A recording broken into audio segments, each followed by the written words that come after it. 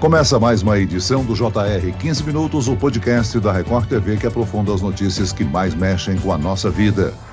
O Ministério da Saúde lançou estratégias voltadas para o cuidado com a saúde mental dos brasileiros pelo Sistema Único de Saúde, o SUS. Segundo a Organização Mundial da Saúde, no primeiro ano da pandemia, a prevalência de ansiedade e depressão aumentou 25% em todo o mundo. Como saber quando é preciso procurar por ajuda? Quais os caminhos para conseguir atendimento pelo SUS? No 15 Minutos de hoje, vamos conversar com o médico psiquiatra e coordenador de saúde mental do Ministério da Saúde, Rafael Bernardon Ribeiro. Bem-vindo, doutor. Obrigado, olá a todos. É uma satisfação estar aqui com vocês para poder falar desse importante tema. E quem nos acompanha nessa entrevista é a repórter da Record TV, Cleisla Garcia. Ô Cleisla, não podemos negar que a pandemia do coronavírus afetou a saúde mental de muita gente, hein? Oi, Celso, sempre um prazer. Olá, doutor Rafael. De fato, nas nossas reportagens, que foram muitas durante a pandemia, a gente pôde constatar esses relatos, em especial nas escolas. E eu gostaria de aproveitar a presença do doutor Rafael e fazer uma pergunta, doutor. No lançamento do programa, o ministro substituto, Arnaldo Medeiros, disse que o objetivo agora é oferecer a todo cidadão brasileiro a possibilidade de um atendimento especializado, em especial nessa área da saúde mental. Essa é uma ambição que, de fato, ela é possível de ser atendida com essa demanda quase esmagadora nesse assunto, nessa especialidade? Olha, Cleisla, é um desafio bastante grande nós conseguirmos proporcionar atenção especializada para todos os brasileiros. Os transtornos mentais são altamente prevalentes. O SUS ele é organizado desde a atenção primária até a especialidade, a alta complexidade. Então, nesse tipo de organização, a gente preconiza a entrada através da atenção primária e nós estamos com um programa de capacitação que chama Mental Health Gap, é um programa da OMS, da OPAS, para treinamento dos profissionais da atenção primária no reconhecimento e na conduta para os casos mais simples. A ambição nossa agora é expandir a rede ambulatorial, ou seja, aquele consultório que tem uma equipe multiprofissional, psicólogo, assistente social, médico, psiquiatra, para esses casos que a atenção primária não consegue resolver e que são pouco complexos para os CAPs, que são voltados mais para a reabilitação. Doutor Rafael, uma das primeiras ações é a chamada Linha Vida, que vai atender pelo número 196 e começa a funcionar com um projeto piloto no Distrito Federal. É um programa voltado à prevenção do suicídio e da automutilação. Como é que será a operação dessa linha e qual a previsão para que esse serviço esteja disponível em todo o Brasil? Perfeito, acho que é um programa muito importante, previsto em lei no decreto que regulamenta a Política Nacional de Prevenção ao Suicídio e Automutilação. Nós teremos atendentes especializados de nível superior, psicólogos e psiquiatras, para fazer o atendimento, a classificação de risco, ou seja, conversando com aquela pessoa que está em risco ou com um familiar ou amigo que está ligando por um terceiro, identificar se aquele risco é baixo, moderado, alto, e se há a exigência de uma ação imediata, por exemplo, um resgate pelo SAMU, uma consulta em tempo reduzido emergencial. Nós vamos avaliar tanto os protocolos de avaliação de risco, de descalonamento, ou seja, de diminuição daquele risco através de intervenções terapêuticas, qual a demanda que nós vamos ter aqui no DF, e depois de 12 meses, a ideia é que a gente lance uma licitação para a expansão desse serviço para todo o Brasil. Há também o projeto Teleconsulta, que envolve telepsiquiatria e teleterapia. Ela irá acompanhar e apoiar pessoas que estão lidando com alguns efeitos ocasionados pela pandemia. A gente pode chamar de consulta psicológica pela internet? Sim, a telemedicina, as técnicas de atendimento à distância, elas já eram regulamentadas pelo Conselho Federal de Psicologia, já era uma realidade para os psicólogos, e durante a pandemia nós tivemos uma regulamentação provisória para a medicina e agora a definitiva saiu do Conselho Federal de Medicina. A ideia é que a gente consiga levar atendimento para as áreas que são vazios assistenciais, onde os especialistas são raros, geralmente concentrados nas capitais e em pequeno número. Então nós vamos privilegiar 150 regiões de saúde de 480 mais ou menos que nós temos no Brasil, onde esses índices de cobertura são menores e vão ser feitas consultas diretas para crianças e adolescentes. Pela peculiaridade e delicadeza de cuidado com essa população, serão consultas compartilhadas, ou seja, o médico da atenção primária, ele fará o atendimento conjunto com o especialista, e também teleinterconsultas, que é quando a gente discute um caso, quando a gente supervisiona um caso, retira dúvidas do colega que está ali do outro lado habituado a estar na linha de frente do atendimento. Doutor, esses atendimentos eles serão realizados por meio, de uma plataforma virtual, mas e aquelas pessoas que não têm acesso à internet ou mesmo celular com uma capacidade melhor, como é que elas podem ser beneficiadas também por esse tipo de consulta? Foi pensado num projeto alternativo para atender esse público? Uma das condições para a utilização dessas vagas é que esse paciente tenha um vínculo com a unidade de saúde de origem, porque o atendimento ele não pode ficar solto, ele tem um começo, um meio e um fim, e um encaminhamento com essa implicação da unidade de origem, para que ela mantenha o segmento, receba as instruções, as recomendações dos especialistas.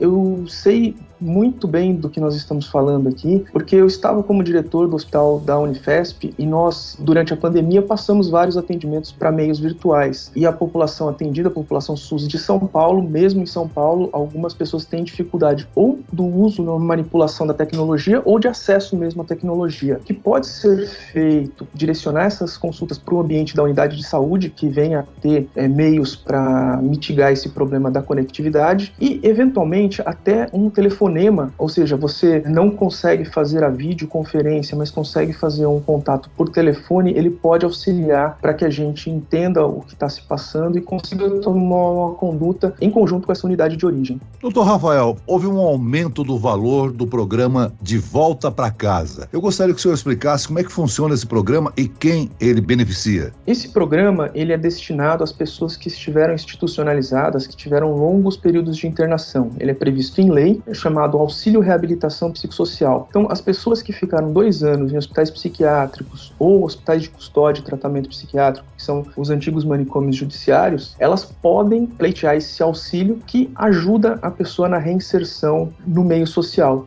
E é interessante que esse é o único auxílio que pode ser acumulado com o auxílio previdenciário. Então, aumenta um pouco a renda das pessoas mais desfavorecidas para que elas consigam reintegrar a sociedade. Há um valor estipulado para isso, doutor? São R$500, eram R$412, nós conseguimos aumentar para R$500 para cerca de 4.100 beneficiários atualmente. Doutor Rafael, a gente tem informações da Organização Mundial da Saúde que no primeiro ano da pandemia o número de pessoas com quadro de ansiedade e depressão aumentou em cerca de 25%, números que já eram altíssimos no Brasil. Isso se deve ao isolamento social, desemprego, enfim, a uma série de fatores que a gente já falou. Mas a pandemia ela está nesse momento que a gente tem uma situação de maior flexibilidade, porém a gente ainda percebe muitas queixas de pessoas que tiveram esses problemas e continuam com esse problema. Por que é importante, doutor, não só a gente falar sobre saúde mental, mas tratar para não cronificar uma depressão, para que isso não chegue a um caso extremo, por exemplo, de suicídio, como também vem aumentando no Brasil?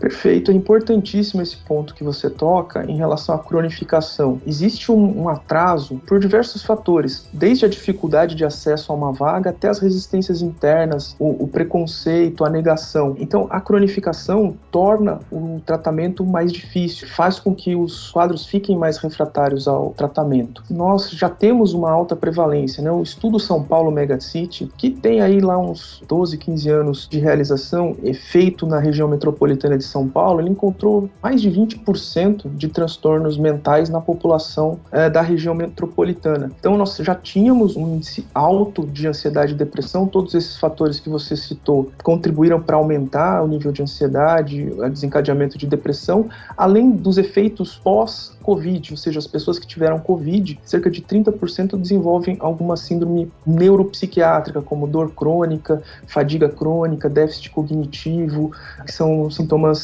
bastante incapacitantes. Os transtornos que nós tratamos muitas vezes são silenciosos, não aparecem no exame, mas são extremamente incapacitantes. E a busca por tratamento, a busca de expansão da rede para que as pessoas consigam precocemente começar a tratar, eu acho que é fundamental e tem sido uma prioridade do Ministério da Saúde. É bom a gente comentar aqui que não são só os adultos que podem apresentar sintomas de depressão ou ansiedade, Um levantamento feito pelo Ministério concluiu que após o início da pandemia, dobrou o número de crianças e adolescentes com esses problemas. Por que o impacto da pandemia foi tão grande nesse público? A falta de socialização, convívio, afeta mais crianças e adolescentes? Sem dúvidas, o isolamento, a privação do contato social são fatores de risco para desencadeamento de questões psiquiátricas. Existem alguns levantamentos, vou citar um aqui do CDC, né, dos Estados Unidos, que mostram que nessa população infanto-juvenil, a prevalência de transtornos mentais é bastante alta. Então, 15% nos últimos 12 meses avaliados, 15% das crianças e adolescentes apresentam algo sindromicamente como depressão. Além disso, sem fechar um diagnóstico, uns 40% dessa população apresenta sentimentos de vazio, de tristeza e desesperança. Então, eu acredito que a intervenção desde a escola, desde programas de psicoeducação, de fortalecimento emocional, até a capacitação dos docentes, dos assistentes pedagógicos, dos psicólogos escolares para a identificação dos transtornos, triagem e encaminhamento é fundamental para justamente não ter a cronificação e não ter a perda desse momento crucial na formação das crianças, que é o bom aproveitamento escolar. Doutor Rafael, a gente viu durante a pandemia, se falou demais em saúde mental, houve praticamente uma banalização do tema e a gente sabe que é muito diferente falar sobre saúde mental e saber tratar de saúde mental, né? Que exige aí uma turma muito especializada como os profissionais da saúde mental, psicólogos, psiquiatras, enfim.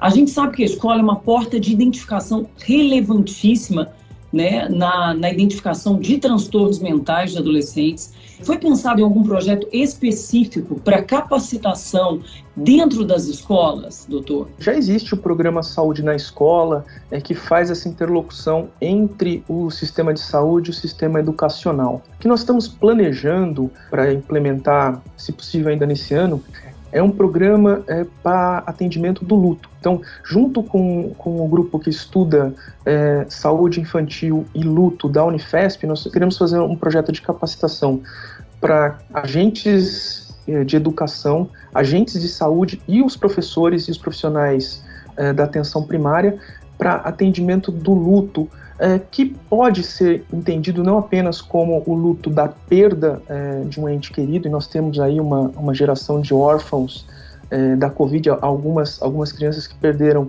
pai e mãe, inclusive, mas também para saber lidar com as perdas, lidar com as adversidades, com as questões negativas da vida. Acho isso extremamente importante. Nós já temos validados alguns programas de prevenção em saúde mental. Um deles é chamado de ELOS. Ele é um programa comportamental que foi validado pela Unifesp, pensando em prevenção do consumo de drogas, mas é um programa de educação socioemocional para crianças pequenas, com base comportamental, em inglês seria o Good Behavior Game. Então você cria uma dinâmica na sala de aula de jogos e vai premiando os comportamentos pró-sociais, e isso gera uma maior resiliência, gera um maior preparo para o enfrentamento das questões da vida. Esses programas nós estamos passando eles todos para a modalidade de ensino à distância, para que as escolas possam acessar esse repositório e escolher os programas que ela acha mais adequado. Então nós vamos ter uma série de programas em ensino à distância para fortalecimento emocional. Doutor, em alguns casos, quem sofre de depressão ou ansiedade não quer procurar ajuda ou até mesmo não entende que a situação é de risco. Qual o conselho que o senhor dá aos parentes e amigos dessas pessoas? Que tipo de suporte eles podem ter nessa situação? Olha, o primeiro ponto é não desqualificar, né? Desqualificar, dizer que é falta de boa vontade, que é preguiça, né? Para um quadro crônico de desesperança, de falta de energia, de tristeza, é muito impactante, né? A gente escuta muito que essa falta de apoio e essa falta de validação da questão do sofrimento acaba fazendo com que as pessoas adiem a busca de tratamento. Então, a primeira coisa é acolhimento e estímulo para que a pessoa busque ajuda. Inclusive, eu acredito que o próprio sintoma depressivo faz com que a pessoa se isole, a pessoa tenha menos energia. Então, essas pessoas próximas, elas além de estimularem, elas podem abrir as portas e conduzir para o tratamento. Muito bem, nós chegamos ao fim desta edição do 15 Minutos. Eu quero aqui agradecer a participação e as informações do médico psiquiatra e coordenador de saúde mental do Ministério da Saúde, Rafael Bernardon Ribeiro. Obrigado, doutor. Muito obrigado pela oportunidade, muito bom poder falar com vocês, estou à disposição. Quando quiserem, podem me chamar. E agradeço a presença e participação da repórter da Record TV, Cleisla Garcia. Obrigado, Cleisla. Eu que agradeço, Celso. Sempre um prazer. Obrigado, doutor Rafael, também por informações tão importantes. Esse podcast contou com a produção de David Bezerra e da estagiária Kátia Brazão, sonoplastia de Marcos Vinícius, coordenação de conteúdo Camila Moraes, Edivaldo Nunes e Deni Almeida, direção editorial Tiago Contreira, vice-presidente de jornalismo Antônio Guerreiro. E eu, Celso Freitas, te aguardo no próximo episódio. Até amanhã.